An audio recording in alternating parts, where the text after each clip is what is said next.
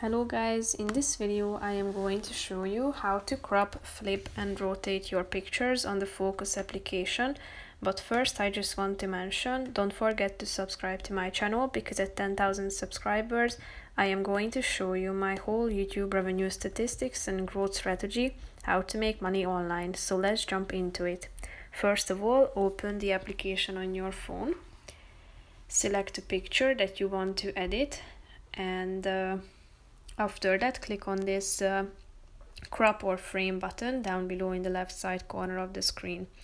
Here you should position your picture within this frame, and then you can cut it out. As you can see, you can do it by yourself, or you can choose from these presets down below. You can use this section to rotate it into any directions. But you can also use this minus 90 and arrow button in the left side of the screen down below, and in the right side you can find the same one as well. So feel free to rotate it into any directions.